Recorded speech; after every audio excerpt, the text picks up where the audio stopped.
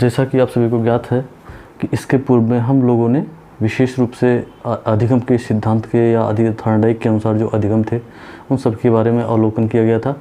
और इसके पूर्व में काफ़ी गहने के प्रणाली को, स्किनर को, थॉर्नडाइक को, इन सभी को समझने का प्रयास भी विशेष रूप से किया गया था। आज हम सभी लोग जो प्राथमिक स्तर की परीक्षा होती है उसमें यूपी-टीईटी के जो साइकोलॉजी या चाइल्ड डेवलपमेंट के प्रश्न होते हैं उनके बारे में हम लोग अवलोकन करेंगे और उसका अध्ययन किया जाएगा। तो सबसे जो कि ब्लैक बोर्ड क्या कहते हैं, वाइट बोर्ड पे भी आप लोगों को बताया गया है कि ये सभी प्रश्न पिछले वर्ष 2021 यूपी-टीईटी के जो चाइल्ड डेवलपमेंट के प्रश्न थे वो ही हैं, क्योंकि उसी के माध्यम से हम लोग बाल विकास को भी पढ़ते हैं और साइकोलॉजी का भी अध्ययन करते हैं। तो आज हम लोग विशेष रूप से शिक्षा शास्त्र, बाल विकास और कह सकते हैं कि साइकोलॉजी का अध्ययन, इसमें तीनों चैप्टरों का अध्ययन विशेष रूप से किया जाएगा। तो इसमें जो ये चैप्टर दिए गए हैं इसको अगर हम देखें तो जो प्राथमिक स्तर की परीक्षा होती है ये कहीं ना कहीं उसमें जो टीईटी होता है उसके माध्यम को अगर हम समझने का प्रयास करें तो कह सकते हैं कि उसमें बहुत सारे प्रश्न शिक्षा शास्त्र, साइकोलॉजी इन सभी से संबंधित होते हैं। तो इसको अगर हम देखें तो इसमें जो पहला प्रश्न पूछा गया था उसमें पूछा गया था कोहलर को। कोहलर को आप जानते हैं क्योंकि कोहलर एक ऐसे मनोवैज्ञानिक हैं जिनको हम व्यवहारवादी के नाम से भी जानते हैं। कोहलर ने ही कहीं ना कहीं अंतर्दृष्टि के सिद्धांत, कोहलर, कोफा, इन सब का नाम आप जानते होंगे, जो कि गेस्टाल्टवादी के नाम से भी जाने जाते हैं। और इन्होंने ही इनका सबसे पहला प्रश्न प्राथमिक स्तर पर भी पूछा गया था कि कोहलर निम्न में से किससे संबंधित हैं। तो कोहलर किससे संबंधित हैं इसके बारे में अगर हम तुलनात्मक अध्ययन करें तो ये है कहीं ना कहीं इसमें दिया गया है जो विकल्प के आधार पर अप्रेरणा से संबंधित हैं, कि अधिगम से संबंधित हैं, कि व्यक्तित्व के संबंधित हैं, कि विकास से संबंधित हैं। तो इसमें अगर हम लोग तुलनात्मक अध्ययन करें तो कह सकते हैं कि कोहलर जो थे वो कैसे मनोवैज्ञानिक थे, वो कहीं ना कहीं अधिगम को बढ़ावा देते थे और सीखने को बढ़ावा दिया करते थे। दूसरी नंबर चीज़ है कि इसमें दूसरा प्रश्न जो पूछा गया वो मैकडूगल को पूछा गया है।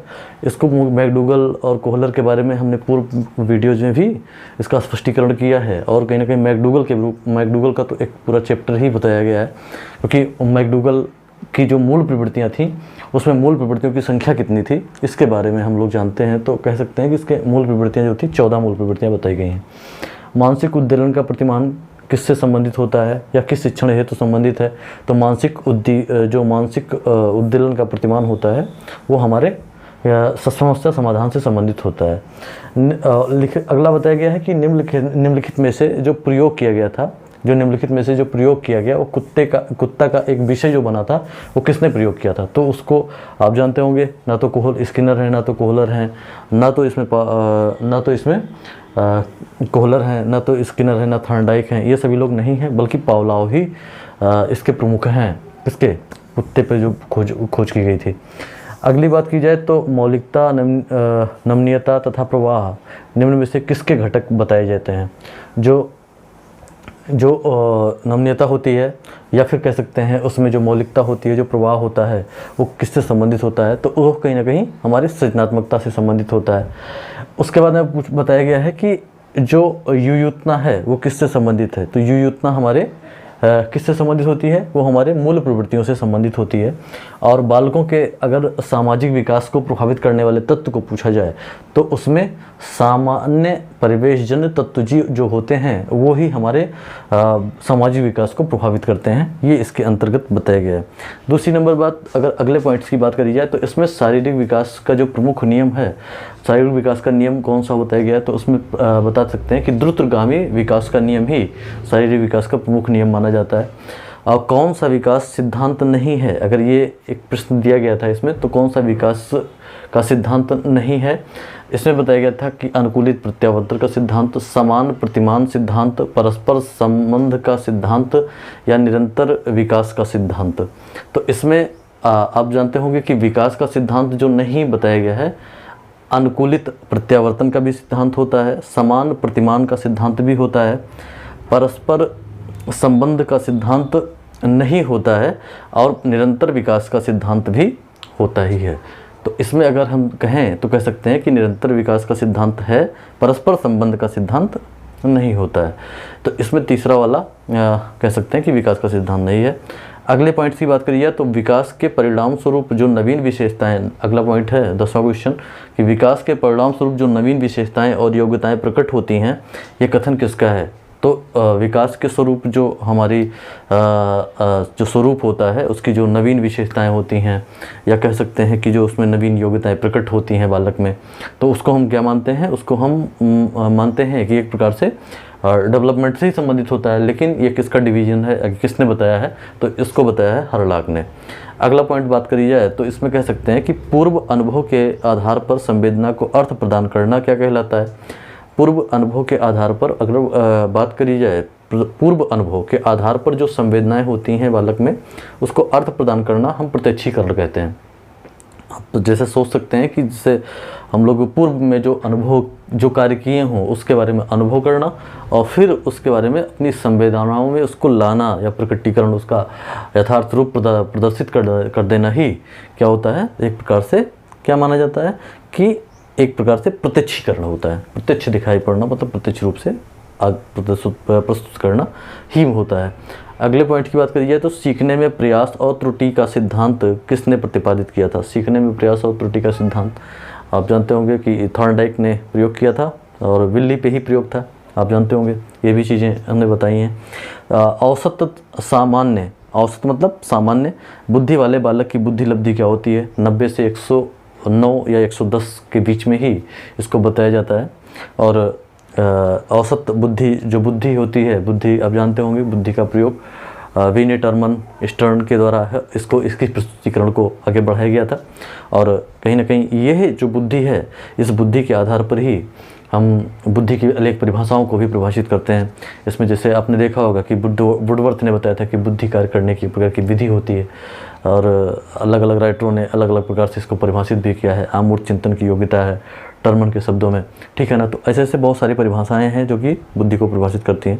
ये भी बहुत महत्वपूर्ण है हमारे लिए। अगला है 13 क्वेश्चन के बाद 14वां क्वेश्चन है, तरल क्रिस्टलीय बुद्धि के प्रतिमान के प्रतिपादक कौन थे? तो कैटल हैं, उसके जो तरल बुद्धि प्रतिमान का प्रतिपादक हैं वो कैटल हैं।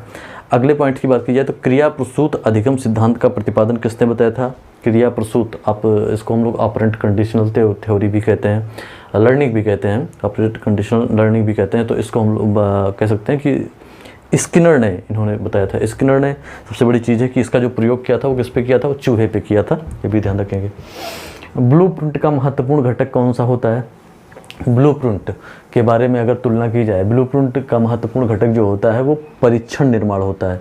परीक्षण का निर्माण करना ही ब्लूप्रिंट का प्रमुख घटक बताया गया है, जो कि इसके अगले पॉइंट्स में दर्शाया भी गया है। तो इसको क्वेश्चन को ध्यान रखेंगे। बाल या विकास की पूर्व संक्रियात्मक अवस्था किसने दिया था? बाल विकास की पूर्व संक्रियात्मक अवस्था का जो प्रत्यय है या रूपांतरण किसने दिया था? तो संक्रियात्मक अवस्था किसने दिया था? तो इसको दिया था जीन पियाजे ने। ये भी ध्यान रखेंगे, जीन पियाजे ने इसका स्पष्टीकरण किया है।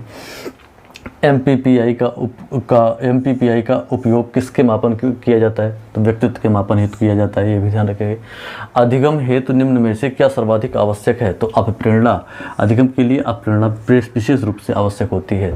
शैशव काल का समय जो होता है वो शैशव काल का समय क्या होता है? तो जन्म से 2 वर्ष की अवस्था जो बताई जाती है, और रॉस ने जो बताया था वो जन्म से 6 वर्ष बताया था। लेकिन अगर हम बात करें शैशव काल की, तो शैशव काल को पियाजे के कथनानुसार, जीन पियाजे के कथनानुसार उन्होंने जो बताया था वो जन्म से 2 वर्ष ही बताया। पाठ्य योजना जो पंचपदी प्रणाली है वो प्रतिपादित किसने किया था? तो हर्बर्ट ने किया था, ये भी ध्यान रखेंगे। हर्बर्ट की पंचपदी प्रणाली, इसमें भी पाठ्य योजना को तैयार करने, लेसन प्लान को आगे अच्छे प्रकार से डेवलप करने, इसके बारे में पंचपदी प्रणाली को बताया गया है। ये कहीं ना कहीं टीचिंग एजुकेशन जो टीचिंग होता है उसमें इस पाठ्य योजना का इस्तेमाल हम लोग करते हैं, और कहीं ना कहीं इसकी जो प्रणाली है वो विशेष रूप से हमारे लिए महत्वपूर्ण होती है। ग्रंथियों के आधार पर अगर हम व्यक्तित्व के विभिन्न प्रकार की चर्चा करें तो किसने बताया था? वो कैनन ने बताया था। व्यक्तित्व के ग्रंथियों के आधार पर व्यक्तित्व के विभिन्न प्रकार की जो चर्चा की है ग्रंथियों के आधार पर वो कैनन ने की थी। और सृजनात्मकता मौलिक परिणामों को अभिव्यक्त सृजनात्मकता मौलिक परिणामों को अभिव्यक्त करने की मानसिक क्रिया है। ये किसने बताया? जो सृजनात्मकता होती है उसे सृजनात्मकता के जनक ईपीटोरेंस को बताया जाता है। ये भी ध्यान रखेंगे, ईपीटोरेंस को सृजनात्मकता का जनक मानते हैं। और इन्हों जो ये परिभाषा दी गई है कि सृजनात्मकता मौलिक परिणामों को अभिव्यक्त करने की मानसिक प्रक्रिया है, ये बताया था किसने? क्रो ने बताया था। बीएफ स्किनर के अनुसार बच्चों, जो बीएफ स्किनर हैं, बीएफ स्किनर मतलब वही जो क्रिया प्रसूत अनुबंधन वाले हैं, और इन्होंने जो चूहे पे प्रयोग किया था वही स्किनर हैं। और ये बीएफ स्किनर के अनुसार बच्चों में भाषा का विकास किस प्रकार से होता है? इनके अनुसार जो बालक होते हैं उसमें भाषा का विकास किस प्रकार से होता है? तो अगर हम स्किनर के सिस्टम को समझने का प्रयास करें तो अनुकरण एवं प्रबलन के फलस्वरूप होता है। अनुकरण आप जानते होंगे कि अनुकरण की प्रक्रियाएं छोटे बालकों में तीव्र गति से होती हैं, और प्रबलन के फलस्वरूप होता है, जो प्रबलन इच्छाएं होती हैं उसके फलस्वरूप होता है। मूल प्रवृत्तियों को 14 प्रकार से वर्गीकृत किया गया है, ये बताया था मैकडूगल ने। ये मैकडूगल के कंडीशन को बताया गया, ये बताया था 14 प्रकार से मैकडूगल ने। और एक 2 प्रश्न इसमें पूछे गए हैं कि कितने प्रकार के 14 होते हैं और किसने बताया था? तो मैकडूगल ने बताया था। किसी वस्तु, अगला क्वेश्चन है, किसी वस्तु की अपेक्षा एक वस्तु पर केंद्रीकरण करना क्या है? किसी वस्तु की अपेक्षा किसी एक वस्तु पर केंद्रीकरण करना ही अवधान होता है। अवधान जिसको हम लोग अटेंशन भी कहते हैं, और इसको बताया था डम्बिल ने। डम्बिल की ये परिभाषा है। सुजनन शास्त्र के पिता का नाम जुड़ा हुआ है किससे? तो गाल्टन से जुड़ा हुआ है, ये भी ध्यान रखेंगे। सुजनन शास्त्र के पिता किसको बताया है? गाल्टन को बताया जाता है। 12 वर्ष से 16 वर्ष की अवस्था को बालक हेतु हिंदी को डॉक्टर एस जलोटा ने कौन सा परीक्षण प्रतिपादित किया है? 12 से 16 वर्ष तक के, ये भी पढ़ा है, ये भी हम लोग विशेष रूप से पढ़े थे प्रश्न को। इसमें बताया सामान्य मानसिक योग्यता परीक्षण के नाम से जाना जाता है, जिसको हम लोग कहते हैं जलोटा का परीक्षण, ठीक है ना। तो ये चीज़ें भी ध्यान रखेंगे। बुद्धि का द्विकारक सिद्धांत स्पीयरमैन ने बताया था। बुद्धि के द्विकारक सिद्धांत को किसने बताया था? स्पीयरमैन ने बताया था। बुद्धि के एक कारक सिद्धांत, बुद्धि के द्विकारक सिद्धांत, बुद्धि के त्रिकारक सिद्धांत, बुद्धि के बहुकारक सिद्धांत। तो बुद्धि का जो एक कारक सिद्धांत, जो बुद्धि के एक कारक को सिद्धांत को अगर देखें तो वो भी हमारे लिए महत्वपूर्ण है। बुद्धि का द्विकारक सिद्धांत जो कि स्पीयरमैन ने बताया ही है। बुद्धि का बहुकारक सिद्धांत जिसको थॉर्नडाइक ने ही बताया है। बुद्धि का जो अलग अलग जो प्रारूप है उसके बारे में हम लोग इसमें तुलनात्मक रूप से समझ सकते हैं। तो जो 30 प्रश्न थे वो 30 प्रश्न आप लोगों के समक्ष हैं, जो कि प्राथमिक स्तर पर यूपीटीईटी में प्रश्न पूछे गए थे। इसी वर्ष ये प्रश्न आए थे, और कहीं ना कहीं ये है जो प्रश्न है ये हमारे लिए विशेष भी हैं और महत्वपूर्ण भी हैं। तो इसके बारे में इसका अवलोकन करें, और जो कि शिक्षा शास्त्र में भी ये प्रश्न पूछे ही जाते हैं, और बाल विकास में तो होते ही हैं, प्लस इसको साइकोलॉजी में भी इसका अध्ययन हम लोग विशेष रूप से करते हैं। तो इसका अवलोकन करें, इसको ध्यान से समझने का प्रयास करें। जो चीज़ें समझ में नहीं आती उसको कमेंट बॉक्स में कमेंट्स भी करते रहें, और इसको ध्यान में रखें।